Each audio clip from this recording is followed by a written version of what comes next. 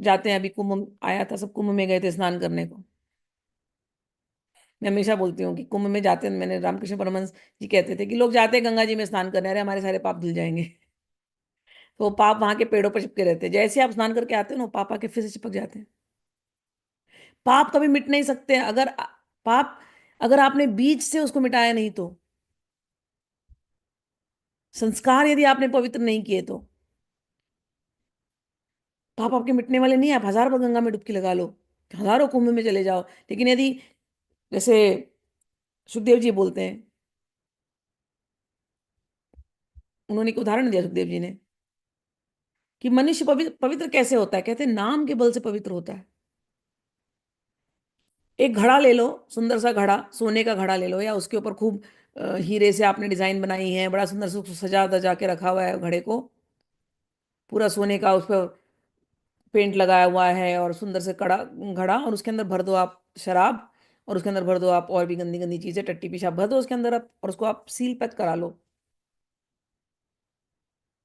तो घड़ा बाहर से बड़ा सुंदर लग रहा है, अंदर भरा है सब गंदा पानी, और आप उसको लेके जाके गंगा में डालो, डुबाते रहो डुबाते रहो डुबाते रहो, क्या वो घड़ा पवित्र होने वाला है? वो घड़ा ऐसे ही आप सील पैक रखे रहो 1000 साल, हर 12 साल के कुंभ में ले जाओ उसको पवित्र कराने के लिए, पवित्र होगा?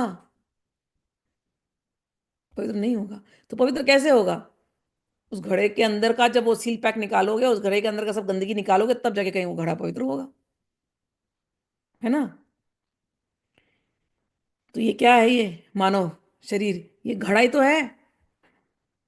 बाहर से बड़ा अच्छा सा चमड़ी उमड़ी लगा करके खूब सील पैक कर लिया है, लेकिन अंदर में वही काम क्रोध लोभ मोह मद मत्सर, वही गंदा जल। मद, जब मैंने कहा कि शराब भरना, यानी कि हम संसारी वस्तुओं के पीछे भागते हैं, है ना? तो वो नशा जो है हमारे अंदर, वो हमने डाल करके रखा हुआ है। और ये शरीर तो वैसे ही मलमूत्र की फैक्ट्री है, कुछ भी कर लो इसके साथ। तो इसको केवल नहलाने से पवित्र होने वाला, वो तो क्षण भर के लिए होगा, लेकिन अंदर की जो अपवित्रता है उसको कैसे करोगे? इसलिए भागवत जब पढ़ते हैं तो कहते हैं, भागवत में बार बार वही कहते हैं, अगर अंदर से भी किसी को पवित्र करना है तो उसको तो दिन रात दिन रात दिन रात भगवान का नाम लेना चाहिए। वो जो गंदा सा जो जो जो घड़ा था, जिसका उदाहरण हमने लिया, उसको पवित्र करना है तो उसमें होल करना पड़ेगा। होल करोगे तो अंदर के सारे पानी निकल जाएंगे, लेकिन फिर उसके अंदर गंगा का पानी डालना है, और वो गंगा के पानी से निकले नहीं। समझ में आई बात? तो वो घड़ा अंदर गंगा के अंदर डूबा है, गंगा के अंदर पवित्र हो रहा है वो, और जैसे ही निकाला तो सब निकल के बाहर। हम लोग की दशा यही है, हमारे आंखों के छिद्र, कान के छिद्र, नाक के छिद्र, मुख मुख के छिद्र, ये सब ऐसे ही हैं। जितनी देर सत्संग सत्संग करो, बड़ा आनंद आ रहा है, और जैसे ही सत्संग से बाहर आए, तब वो आनंद बाहर निकल करके संसार का पूरा कचरा अंदर चला जाता है। तो ये शरीर रूपी जो घड़ा है, संसार का कचरा आता है, फिर संसार का कचरा जाता है। तो करना क्या चाहिए इसको कि संसार का कचरा आए ही ना। क्या करें इसको? ये जो सत्संग रूपी गंगा है ना, उसमें इस शरीर रूपी घड़े को, जिसमें इतने छेद हैं, इसको ना डुबा के रखो बस। ये निकले ही नहीं सत्संग से, ये निकले ही नहीं नाम से।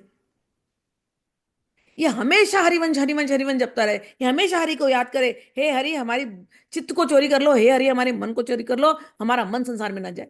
ये हमेशा राधा रानी के चरणों को याद करते रहे कि राधा रानी कृपा करो कृपा करो कृपा करो, आपके चरण को छोड़ करके हम कहीं ना जाए।